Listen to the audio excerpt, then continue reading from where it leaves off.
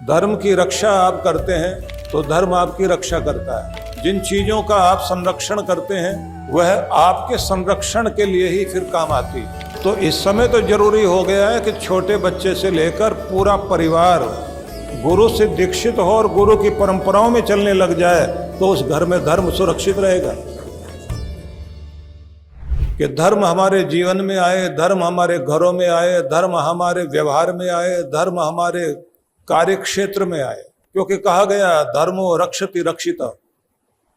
धर्म की रक्षा आप करते हैं तो धर्म आपकी रक्षा करता है। जिन चीजों का आप संरक्षण करते हैं, अच्छी चीजों का, वह आपके संरक्षण के लिए ही फिर काम आती है।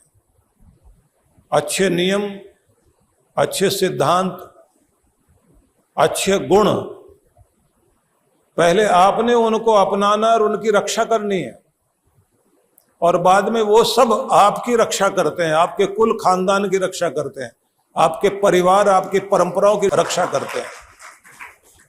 इसलिए जरूरी है कि पहले धर्म का संरक्षण कीजिए, धर्म को बचाइए, धर्म की परंपराओं को बचाइए, अपने बच्चों को सिखाओ।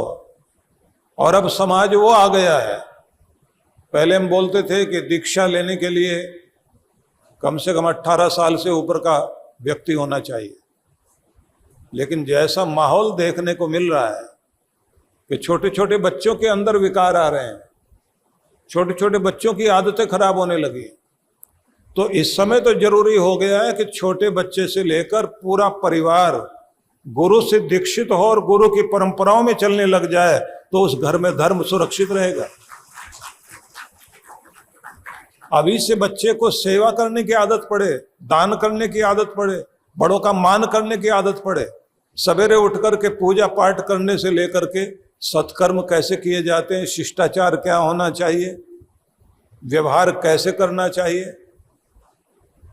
बहनों के साथ व्यवहार कैसे हो, माँ बेटियों के साथ व्यवहार कैसे हो, समाज में हम कैसे उठे बैठे, दादा दादी, नाना नानी, चाचा चाची, मौसा मौसी, जो भी हमारे रिश्ते हैं वहाँ हम कैसे व्यवहार करें, ये सारी चीजें धर्म सिखाता है।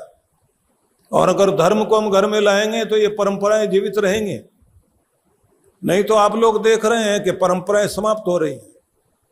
अब किसी की कोई शर्म नहीं रह गई है, किसी का कोई मान नहीं रह गया। अब तो बात एक ही रह गई, मेरी मर्जी, मैं जो चाहूं वो करूंगा, मुझे कोई टोके नहीं, मुझे कोई रोके नहीं, मुझे कोई बोले नहीं, मैं जहां जाऊं मेरी मर्जी। अब ये जो मर्जी चल पड़ी है, इस मर्जी को आप कहोगे मनमानी करने की आदत। गाड़ी के पीछे लिखा हुआ है, ये तो ऐसे ही चलेगी। गाड़ी के पीछे, ट्रकों के पीछे लिखा हुआ हम नहीं सुधरेंगे, मतलब कोई सुधारने की कोशिश मत करना, हम जैसे हम वैसे रहेंगे। परिणाम आप देख रहे हो। छोटी सी बात होती है, लोग जो है बाएं चढ़ाकर लड़ने मरने को तैयार हो जाते हैं। घर में लड़ाई, बाहर लड़ाई, दुकान में लड़ाई, ऑफिस में लड़ाई। ऐसा लगता है कि जैसे बर्दाश्त करने का गुण ही नहीं रह गया, मिलने का, साथ चलने का गुण नहीं रह गया। घरों के अंदर आप लोग देख रहे हैं कि सब अपने अपने कमरों में कैद हैं, सब अपना अपना टीवी देख रहे हैं।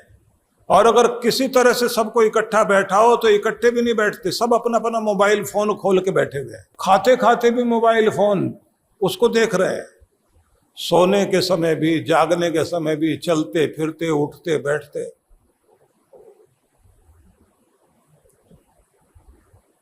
और इतना बड़ा विश्वविद्यालय बन गया टेलीफोन का, व्हाट्सएप, बस वहां कोई कुछ भी कह दे। वहां डॉक्टर बैठे हुए हैं, नीम हकीम बैठे हुए हैं, ऐसा कर लेने से ये फायदा होगा।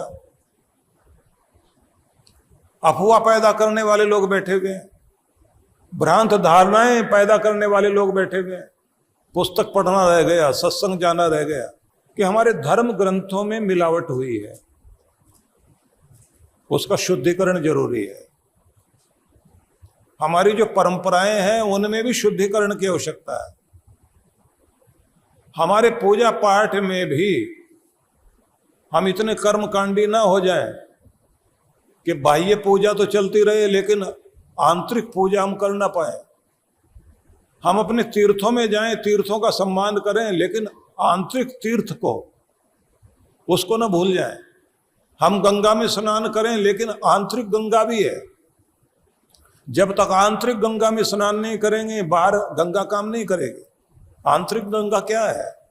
जब आप अपने पाप धुलने के लिए गंगा में स्नान करते हैं तो उसी के साथ साथ आत्मचिंतन की वेला में बैठकर, आंख से प्रायश्चित के आंसू बहाकर, नई जिंदगी जीने का संकल्प लेकर, जिस समय आपके अंदर एक सूझ आती है, समझ आती है, एक नया जीवन जीने के लिए तैयार होते हैं, तब कहते भीतर की एक गंगा प्रकाशित होती है जो आपके सारे मैल धोकर आपको नया बनाती है। तब कहा जाता है कि आपने सच में गंगा में स्नान किया। गुरु बिन ज्ञान न होत है, गुरु बिन दिशा अजान, गुरु बिन इंद्रिय ना सधे, गुरु बिन बढ़े न शान। गुरु में समाहित दिव्य और दैवीय शक्तियों के दर्शन, पूजन, ज्ञान, ध्यान से स्वयं को धन्य करें। परम पूज्य सद्गुरुदेव श्री सुधांशु जी महाराज एवं डॉक्टर अर्चिका दीदी जी के पावन सानिध्य में गुरु पूर्णिमा महोत्सव दिनांक 7 से 10 जुलाई 2025। विशेष कार्यक्रम गुरु मंत्र सिद्धि साधना, दिव्य शक्तिपात क्रिया, गुरु मंत्र दीक्षा, भक्ति सत्संग, गुरु दर्शन। गुरु पूर्णिमा महोत्सव 10 जुलाई 2025। स्थान शक्ति टेंट, द गोल्डन डिकॉर, नजदीकी जापानी पार्क, सेक्टर 12, रोहिणी, दिल्ली। आयोजक विश्व जागृति मिशन, दिल्ली। संपर्क सूत्र ऑनलाइन व ऑफलाइन गुरु मंत्र सिद्धि साधना के लिए संपर्क करें। आप सपरिवार सादर आमंत्रित हैं।